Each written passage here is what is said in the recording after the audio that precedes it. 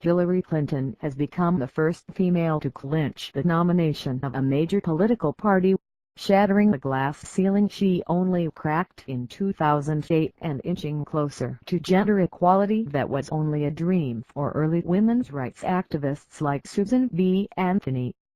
"It's really emotional," Clinton told reporters in California on Monday before the Associated Press reported that she had secured enough support to win the nomination.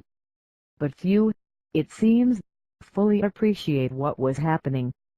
Clinton, the former Secretary of State, Senator and First Lady, has already been a trailblazer over 4 decades in public life, and her nomination has long been one of the better bets in American politics. Clinton's boosters and Clinton herself made her credentials the focus of their pitch, and those watching her campaign often forgot that they were, perhaps, watching history when it came to gender. Unlike Barack Obama's campaign in 2008, which was heralded as a potential turning point in the country's long history of racism, few treated Clinton's ascent to this role as a corollary on sexism. For one, women are no longer newcomers to presidential politics. Before the rise of Obama in 2007, Clinton was a likely Democratic nominee.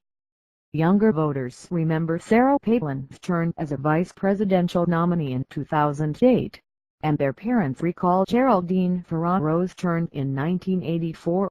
A woman leader just seems obvious to them. Others, such as Carol Moseley Brown in 2004, Michelle Bachmann in 2012 and Carly Fiorina in 2016, have made unsuccessful attempts before, and the novelty simply is not there for Clinton. At the same time, the nation's former top diplomat is being overshadowed by the drama of her rival Senator Bernie Sanders, who is promising to continue his fight against Clinton all the way to the convention in Philadelphia at the end of July.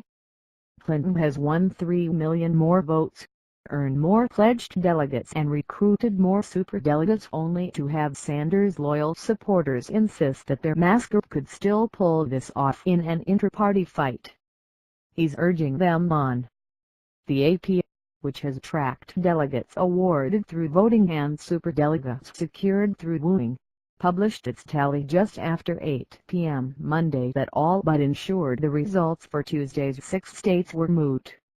Clinton and allies warn that the moment must not get lost in the maelstrom of a presidential election. "This is a monumental moment in our nation's history and in the progressive movement," said Marcy Stepch, communications director for Emily's List, the group that backs female candidates who support abortion rights. "For the next couple days, we need to take a step back. Our country has never done this before. Bernie's going to do what he's going to do," she added. "The bottom line is Hillary Clinton is going to be the nominee." Sanders told the AP he disagreed with its math and said he will continue campaigning against Clinton, arguing he still has 7 weeks to win over the superdelegates, the party insiders who have known Clinton for years, he needs if he is to become the party's nominee. "Our goal is to get as many delegates as we possibly can," Sanders told reporters on Monday as he campaigned on the eve of the California primary. "So much for a graceful exit. That finality is set in for Clinton's allies, but not for Sanders. Many people have waited a long time for a woman to be major party nominee.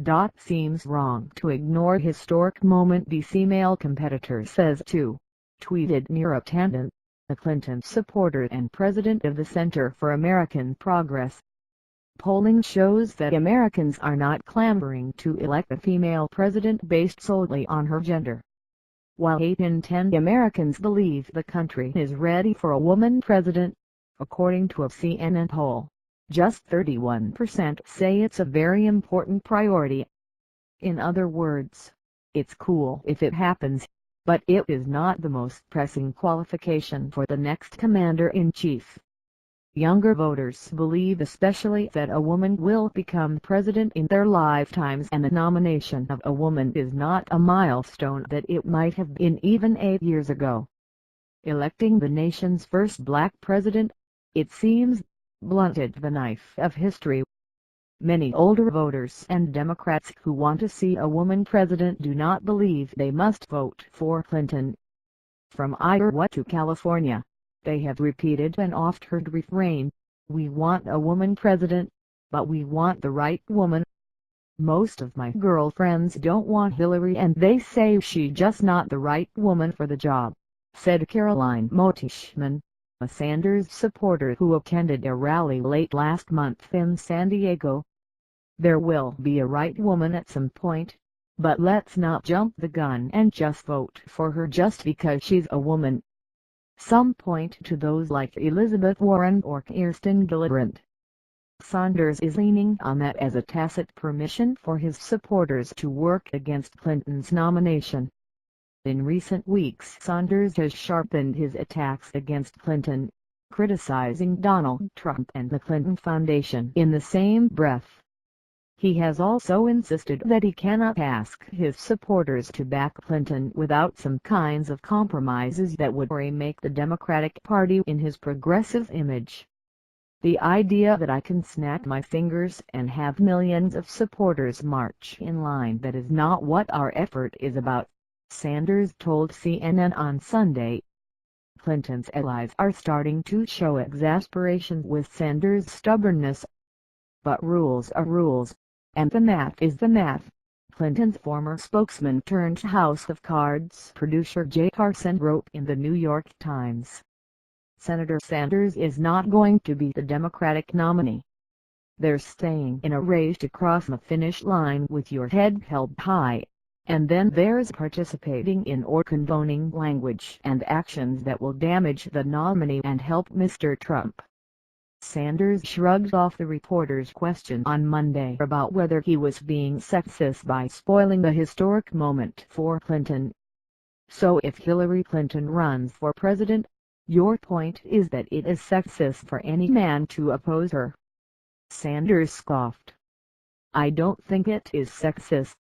He has insisted the superdelegates don't count until the convention, the point he repeated to the AP even after the news organization made clear the math is not on his side.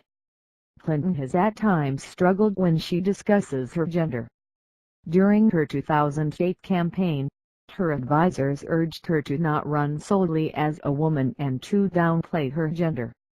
Pollster Mark Penn went so far as to urge her to offset her gender by being more hawkish. Clinton heeded her family's longtime advisers and pitched herself as a tough-nosed pragmatist who had seen history up close. Voters respected it, but instead seemed to be opting for Obama, who channeled optimism and potential in his own history-making campaign that seldom mentioned his race. Then, she shifted late in the primary to seem to embrace her own gender, bringing her mother and daughter out on the campaign trail for a pre-Christmas 2007 pitch. It was discordant for the less engaged public. 8 years later, Clinton started her campaign by overcorrecting at times, talking about her role as grandmother and policies to help families. She seemed to find even footing in time, though. Yes, she was doing roundtables with working mothers, but she was also talking about the night she sat across from Obama as the Navy SEALs took out Osama bin Laden. Clinton's treatment of her gender and because of it have been meticulously analyzed. Was she too shrill? Was she too hawkish? Was she too maternal? Lost in all the punditry is this reality: Clinton's late mother, Dorothy Rodham, was born on the same day Congress passed the 19th Amendment. Clinton's mother was born into a country where she could not vote, let alone imagine her daughter being the nominee of a major political party. Clinton's mother, were she still alive, would have celebrated her 97th birthday last week. And Clinton ended her previous campaign, with her family at her side, almost 8 years ago to the day she won this time. This is personal for Clinton, for sure. Asked by reporters on Monday about the historical significance of the nomination, Clinton said she was moved by the moment in history, and several times tried to push her comments on it to Tuesday's rally on the Brooklyn waterfront. "I do think it will make a very big difference for a father or a mother to be able to look at their daughter, just like they can look at their son and say, you can be anything you want to be in this country, including President of the United States," Clinton said, allowing herself a brief moment of reflection at a senior center in Compton, California. She quickly pulled herself together and got back on script. "I'll have something to say tomorrow night," she said, and turned back to Trump. "Even if I weren't running, even if I weren't about to become the nominee, I would be making the case against Donald Trump." And with that, she was back to land-handing. History and its authors would have to be addressed later.